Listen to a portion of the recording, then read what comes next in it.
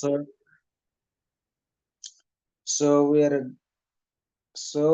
are going to study again about Shiva Sutra, and this is the chapter Shiva Sutra, and this chapter 1 and also 13 sutras.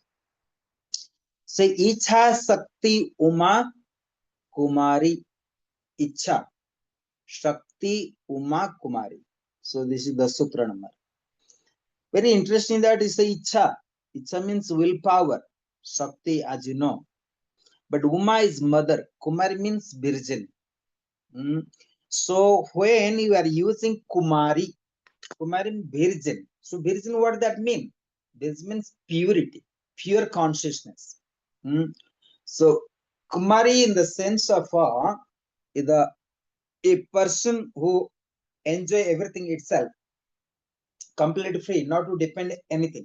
So that is called virgin. So therefore mother, known as called virgin here. So yoga means this the union. Those who are real yogi have achieved union with their real self. That's what we have been studying. This union, and we must know that Icha Sakti of the. So there is some translation we say that also before. Icha Sakti is the willpower of the divinity, willpower of Lord Shiva.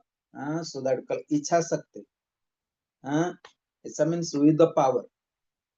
So here, but once you are understand this union, which is the sole reason for our universe, connect the realized once with the free will of the Supreme. So previous sutra there, how we can recognize somebody realize godly consciousness or attain godly consciousness or enter into kingdom of the godly consciousness. So how we can recognize? This is that a person have the swatantra, a person have the freedom, no need any permissions.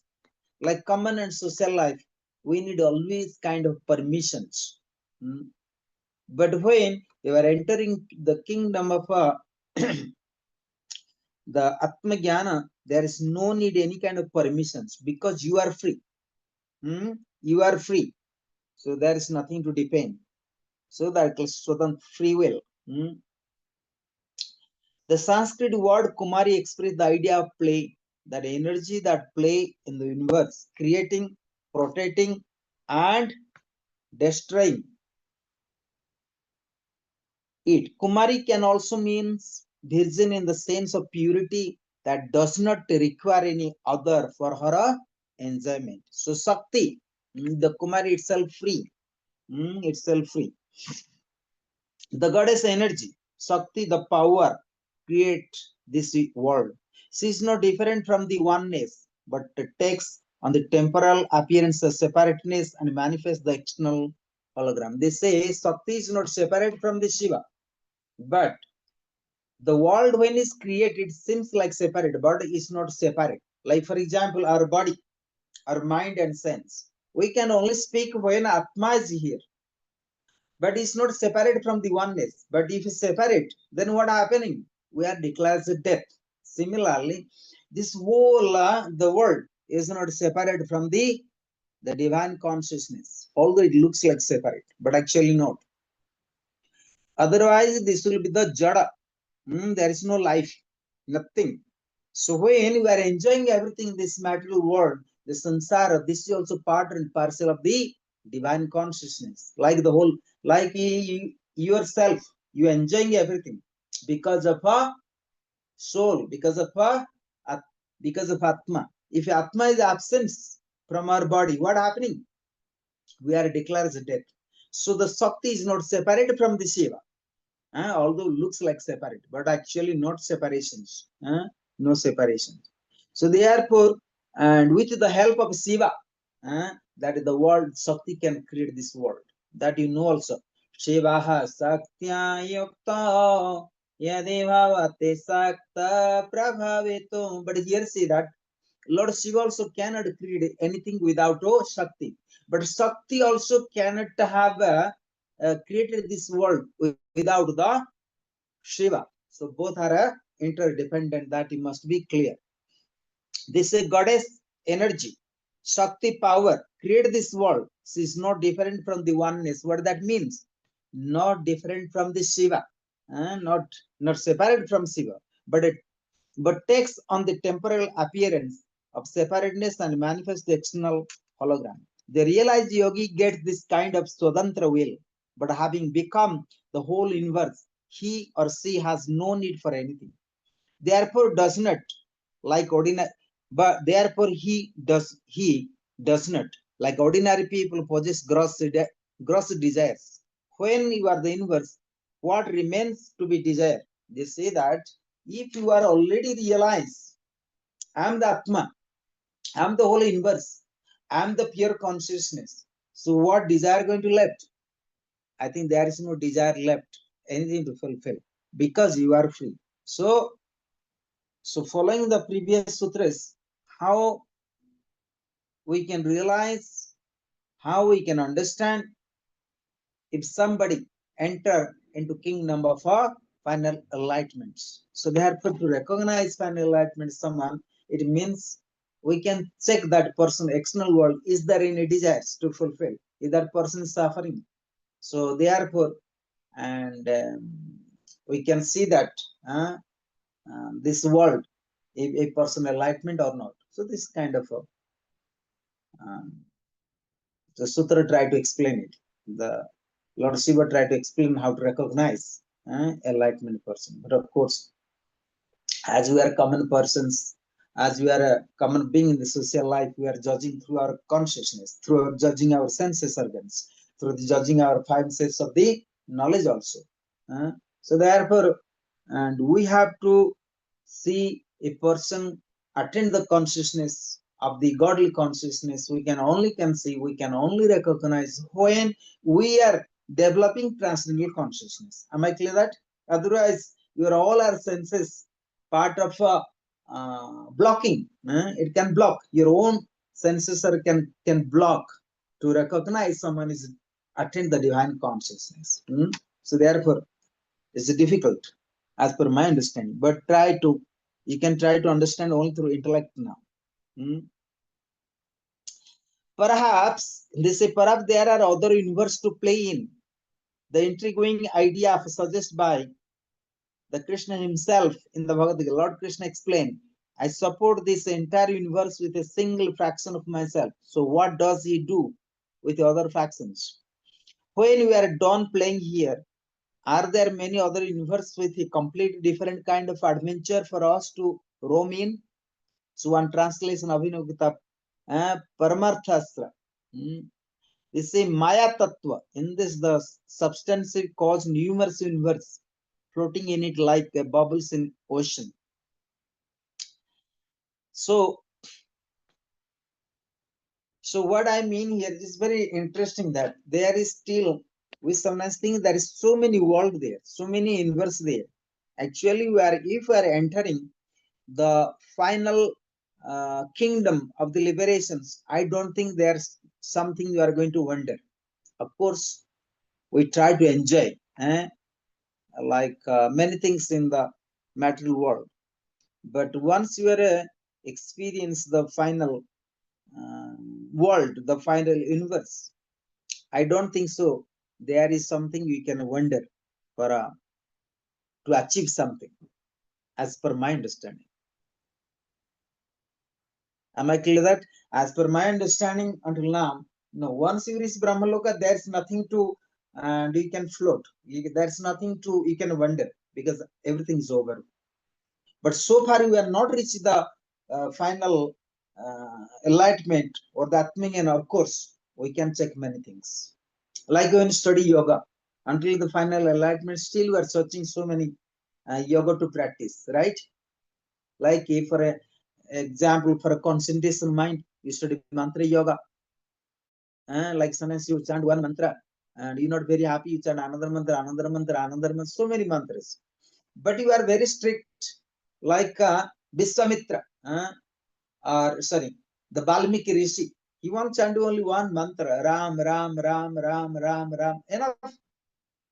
And he entering into kingdom of the Brahma Jnana as well. But once he reached the Brahmaloka, he was not desired to have any other mantras, right? So only chanting Ram. So like this. So, and if you are experience the higher kingdom, the kingdom of eternal consciousness, where you can experience bliss and absence of all your dukha and sukha, absence of your all sufferings. So naturally, you will not desire for any other mantras. Am I clear? Similarly, so once you reach the attain of the Brahma Jnana, the Atma Jnana, and pure consciousness, I don't think so. You are going to wandering to different, uh, like universe or different planets. I don't think so. But anyway, if you are going to different planets, of course, you will have that pure wisdom. So there will be no sufferings. In case you are going to wandering another state of the another universe, for example, we think there is so many universe, right? We sometimes thinking as per science, we think there is so many planets, right? There are so many planets, but of course we are traveling different country to experience. But sometimes many people also don't travel. It's nothing to the enlightenment. Like Ramana Maharshi, he never been out of India, for example, never been even in Tiruvannamalai, except that place. He stays whole life, his whole life Tiruvannamalai, and entering kingdom of Sivaloka and full enlightenment. He was not searching other mantras, other gurus, other temples, or anything like that. He never been study other things, right? So therefore, sometimes we also there are certain gurus also traveling around the world also, right? Like for example, so it is nothing to do with the enlightenment. Travel in different countries or travel in different planets is nothing to do with the enlightenments. That is of course that is your own subject. So that is for the world of enjoyments. But anyway, and final author say the adventure of loving God is never ending. So we can love the God. So we can enjoy the world of God. So this God creates so many planets or so many universes. We can enjoy that. But one thing to be clear, once you understand the essence of the eternal consciousness, there is no any sufferings. That must be clear. Although you can enjoy everything, right? So, so that is the sutra number Icha. Icha Saktir Oma Kumari. So Kumari here, the pure consciousness, and which is the Icha Sakti, the essence of the willpower of Lord Shiva. Without willpower of Lord Shiva, there is no creations as well. And the creation is not separate from the oneness. They're not separate from the divine consciousness. That to be clear. Now, Sutra number on chapter 1 and 14. They say Drishyam Sariram. Drishyam Sariram. Drishyam means to see. Here Drishyam. That we have to clear. Sariram means the body. Let we shall explain the sutras. The five senses send electrical impulses to our brain that are transformed into what we experience as everyday reality, meaning material objects, people, etc. The five sense limits us to appearance of our external world and thus conceal the real. So they say the are all the senses organs and is blocking in order to experience the real world. What is the real world? So here real world means godly consciousness, God consciousness, the conscious eternal, the absolute consciousness that we must be always remember following the previous sutras. But then we don't need the senses organ. No, we need our all the physical senses, but we have to be very careful and we have to develop such a awareness. Our own senses organ can also cheating us, misguide us. That you have in study also. Your own mind, mana buddhi chitta ahankar. Mana means mind. The mind can be root cause of all sufferings. That you have in study also. Pramana, Viparya, Vikalapa, Nidra and Smriti. Iti Britaya Panchatra Klishta Klishta. You're supposed not to forget. When you study Shiva Sutra, you must remind him how your senses are can blocking you, eh, and brings a lot of obstacles, can misguide you. That is the five britis, and the modification of mind. Pramana, Viparya. So Viparya means false knowledge, absence of conscience, absence of morals that you have to study. Sutra number 3 and 4. 4 and 5 also Britaya. So you have to understand Britis. Briti means modification of the mind and different faculties of the mind, different state of the mind, that must be clear. So therefore, our own senses organ, the mind, the five senses limit us to appearance of our external world and thus conceal the real. The yogi who has reached God consciousness transcend five sense data and experience the nectar ocean of a divine pulsation, spanda, that pervades and permits everything and everyone. So here, the how to recognize somebody, recognize godly consciousness means a person master of the senses organs.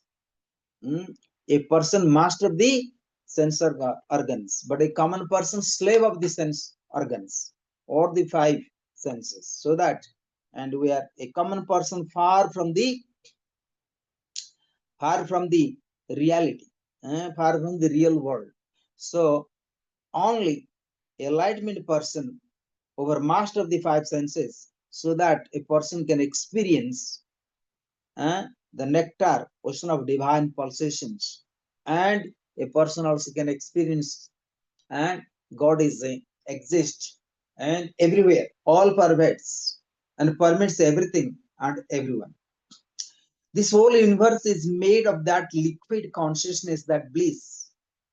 There is only the one.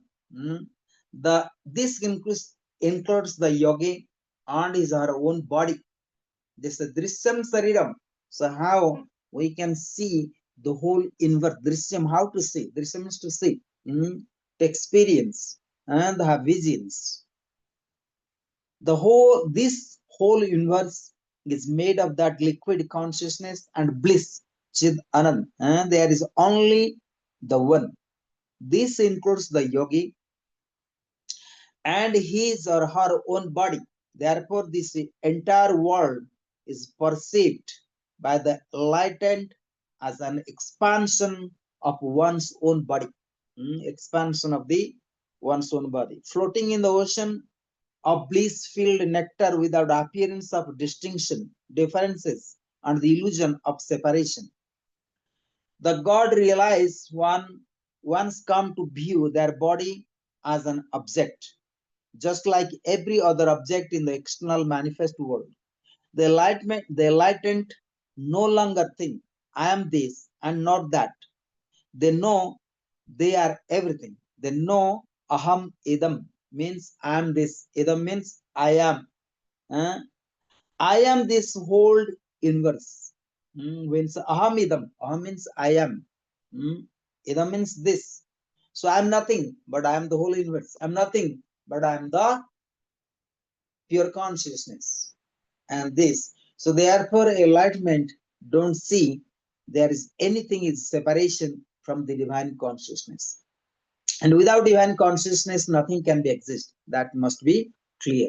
So anything exists in this world, and with the pure consciousness, directly ichha sakti, without willpower of the divine consciousness, Sakti also can't create anything as well. So you have to understand the Sakti is the willpower of the Shiva consciousness. The Shiva consciousness, that must be clear. Say then, and already I think will be this much today. I would like to have and a few moments we can meditate today. Okay, then I'll explain tomorrow. The Sutra number 1 and 5 say Hridaya, Chita, Sambagada, Drishya, Swapa, Darshanam. That we can study tomorrow. So light of the the light of consciousness. So that other time we can study. So today I would like to meditate with you for at least for 5 to 10 minutes. So please sit down comfortably. Gently bring your whole attention on your breath, on your respiration.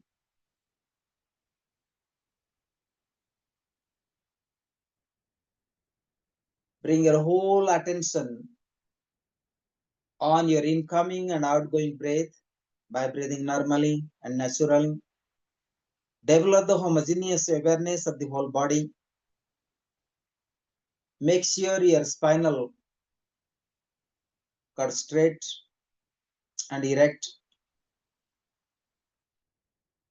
Keep your physical body stable.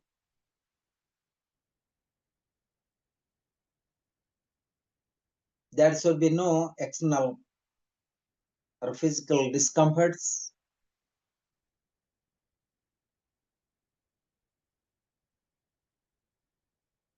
Simply bring your whole attention on your breath and respiration. You may chant mantra Om 3 times mentally by developing awareness of the Ajna chakra. By becoming aware of the breath, bring your whole attention to the epicenter and chant mantra Om mentally for 3 times.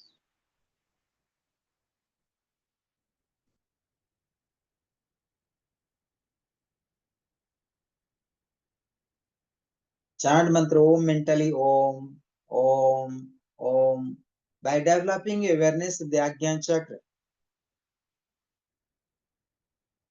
At the same time, chant mantra Om by developing awareness of the Sahasrara chakra. Transcend the whole attention to the Sahasrara chakra, the top of the head. You may also chant mantra Om mentally. Om, Om, Om, Om, Om, Om, Om, Om, Om, Om, Om, Om, Om. Once you develop the awareness of the Sahasrara, then simply observe the silence within yourself. In case you don't experience any silence within, you may bring back your whole attention to the entrance of the nostrils. Focus of the incoming and outgoing breath.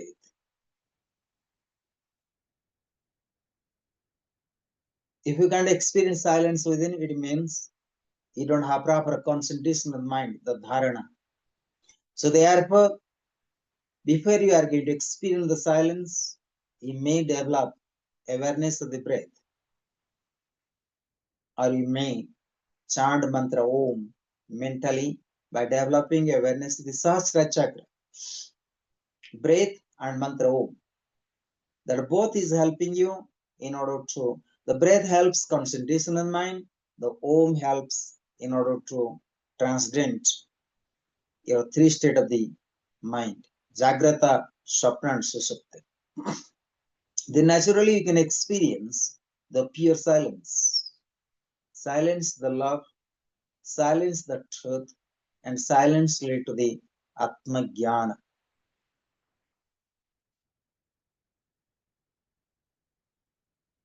So continue your practice at least for 5 minutes in silence. Develop awareness of silence within.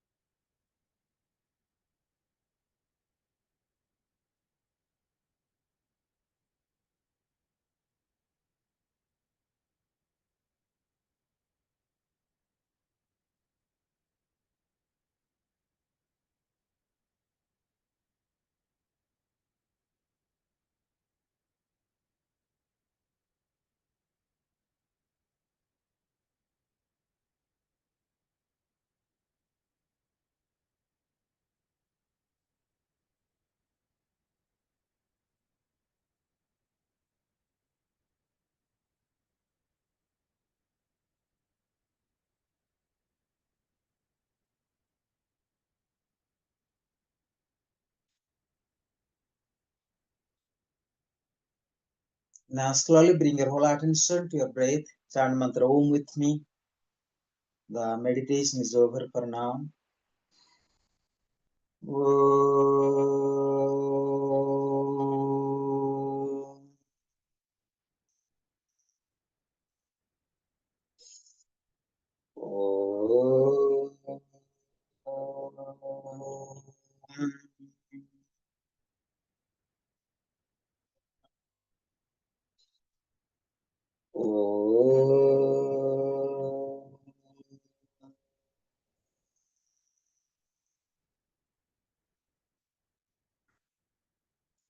Om Purnamadah Purnamidam Purnat Purnamudachyate Purnasya Purnamadaya Purnameva Vasishyate.